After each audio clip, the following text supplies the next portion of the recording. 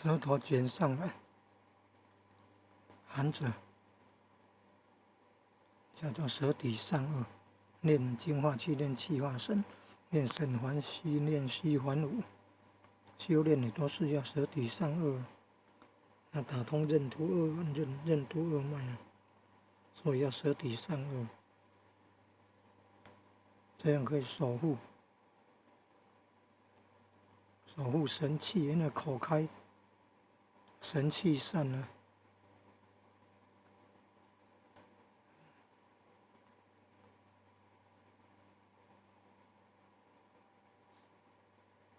舌底上颚守护神气，精气神人生三宝。